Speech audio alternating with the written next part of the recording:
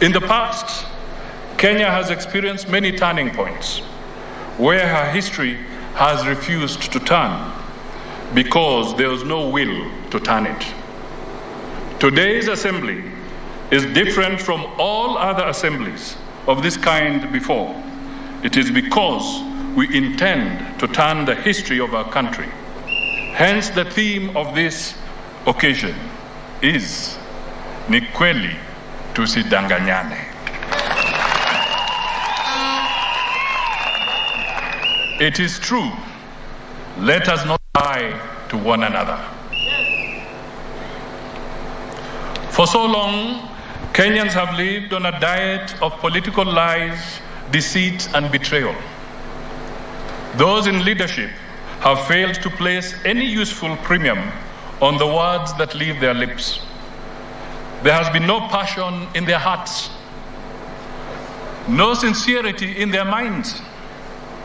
And when making promises, and especially electoral promises, a wide gulf exists between the words of our mouths and the meditations of our hearts. Our words dissolve into meaningless vapor the very moment they leave our lips. This assembly is intended to mark the start of the end of the culture of leadership, paying lip service to the long-suffering people of this country in the spirit of our mantra, Ni kweli tusidanganyane. Accordingly, no day of the week could be more astute for the NDC of ANC, as well as our missionary and visionary agenda for this country and its people. Within Christendom, Sunday is sacrosanct. It is a day to make ablutions and oblations, a time for sacrifice and renewal. We are here, therefore, to renew ourselves, to find fresh energy and fresh commitment to the great sacrifices that lie ahead, to embrace the greater national good and interests. We are here, fellow Kenyans, to define and aim for greater loyalties and bigger dreams for our country. We are here because we have transcended narrow individual agendas. We have begun the journey to end personality cults.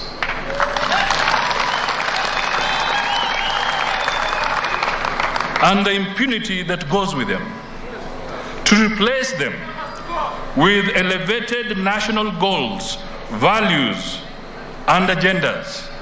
Na huu ni ukweli, tusidanganyane.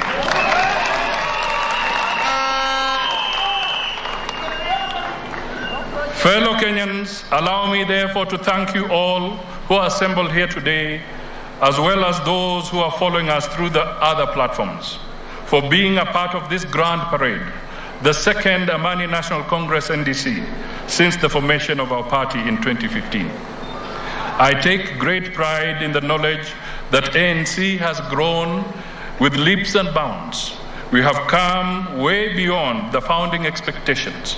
We have shaken off our detractors and malign forces that have attempted to slow us down, to divert us from our cause, and to wreck our party. We have gallant men and women, young and elderly, all made of sterner stuff than our detractors have imagined. We are majestically marching towards the noble goal of making our country better for the present and future generations. Allow me, ladies and gentlemen, to singularly thank this NDC for ratifying my presidential candidature for this year's election. This is the first major step in the direction that we are headed. You have bestowed upon me a great honor and a momentous task. I accept this assignment with a lot of humility and a sense of pride and duty.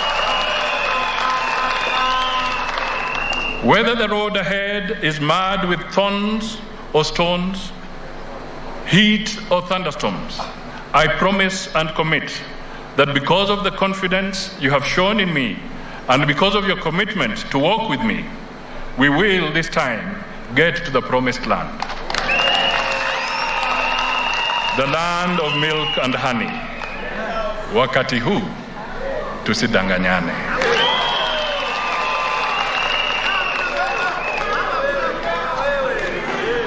Join me, therefore, on a brief and truthful journey of reflection about our dear country, an audit of our hopes and the impediments that frustrate them. Where is our country, and what can we do about it? First, Kenya is broke. Let me state the obvious. Kenya is broke. Tusidanganyane.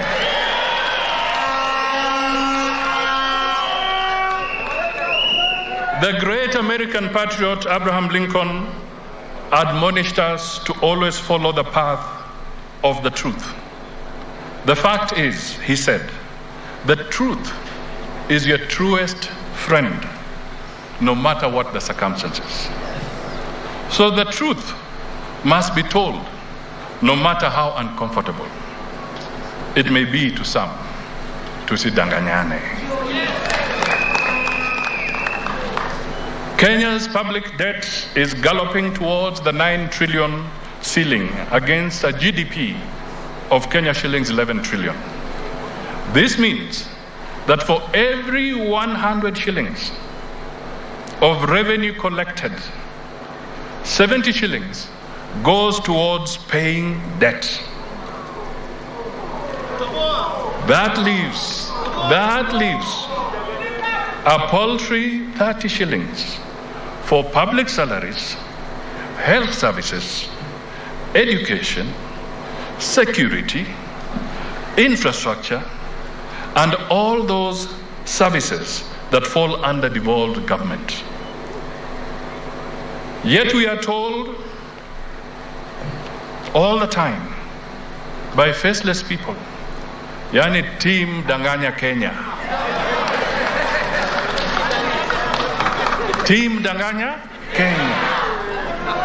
Not to speak about these things to Kenyans. But we must speak about these things. We must tell Kenyans that their country is at risk of being auctioned by international lenders. Critical national assets have been mortgaged.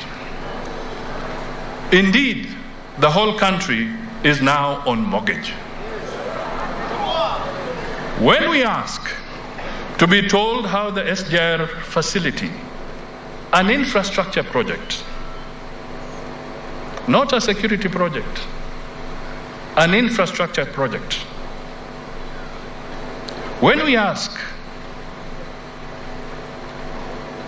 to be told how the SGR facility has bed secured, for example, we are told in affidavits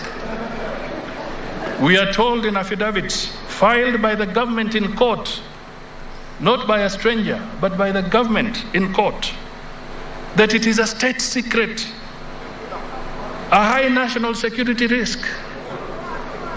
Ladies and gentlemen, this is truly an affirmation that our sovereign debt has become a matter of national security and a risk to our security.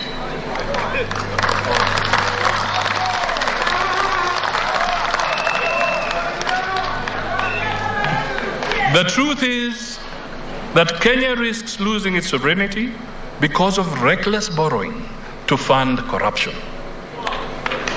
We need to save our country from the looming danger.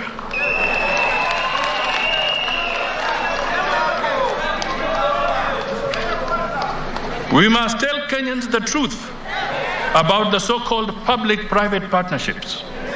The private partners in these cartel-style deals are people in government. working with their close family members and cronies. These people are literally eating up the country. They are eating you up. For how long will we allow this to go on? These are the real thieves in the country.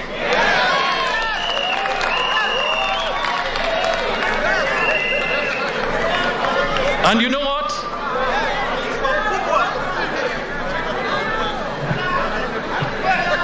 These cartels do not even pay taxes. They are the worst burden that the country has ever had to carry.